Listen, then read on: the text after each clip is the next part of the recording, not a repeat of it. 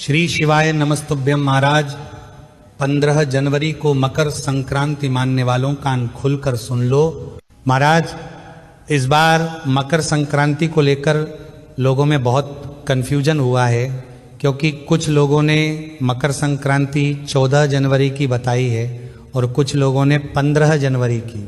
अब यहाँ पर प्रश्न ये आता है कि कुछ लोगों ने तो 14 जनवरी के दिन मकर संक्रांति मान ली और कुछ लोग 15 जनवरी के दिन मानने वाले हैं।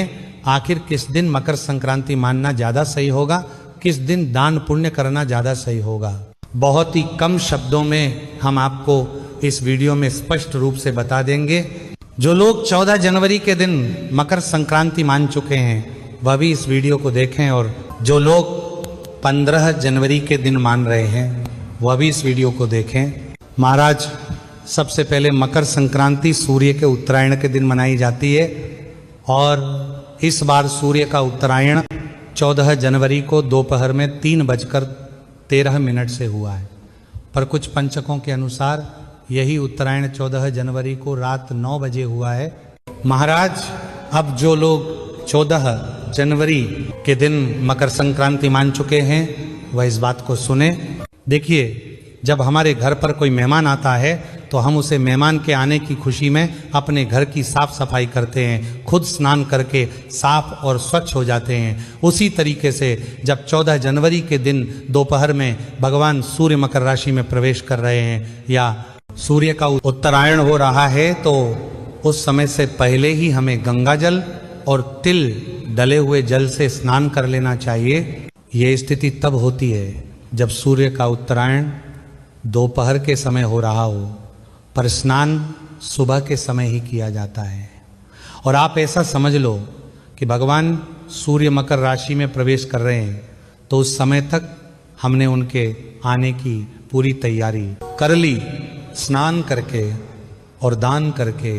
इस वजह से 14 जनवरी के दिन मकर संक्रांति का पर्व मनाना बहुत ही सही है। पर इसी के साथ में इस दिन षटतिला एकादशी भी है, तो मकर संक्रांति के दिन खिचड़ी खाई जाती है और उसका दान भी किया जाता है। पर एकादशी के दिन चावल नहीं खाए जाते हैं, और कुछ लोग इसका दान करना भी सही नहीं मानते हैं। तो इस जगह पर 14 जनवरी के दिन आप काली तिल और गुड़ का दान कर सकते हैं। यह भी बहुत विशेष माना जाता है। पर कुछ जगहों पर ऐसी भी मानता है कि एकादशी के दिन चावल का दान करने में कोई परेशानी नहीं, क्योंकि खिचड़ी में कच्चे चावल और कच्ची दाल होती है और इसी का दान इस दिन विशेष माना जाता है। पर जो लोग इस दिन खिचड़ी दान ना कर पाए वह इस दिन काली तिल और गुड़ का दान कर सकते हैं। यह भी बहुत ही सर्वश्रेष्ठ है। महाराज अब हम बात करते हैं जो लोग 15 जनवरी के दिन मकर संक्रांति मान रहे हैं, क्या वह सही कर रहे हैं या गलत? महाराज देखा जाए तो मकर संक्रांति 15 जनवरी के दिन मनाना भी कोई गलत नहीं है। बस आप लोग सूर्य के उत्तरायण होने के कई घंटे बाद स्नान करेंगे। इसी के साथ में 15 जनवरी के दिन खिचड़ी खाने में और दान करने में किसी को कोई परेशानी नहीं होगी, क्योंकि इस दिन द्वादशी तिथि रहेगी, यानी कि एकादशी व्रत का पारण रहेगा। और इस दिन चावल विशेष रूप से प्रयोग में लिए जाते हैं।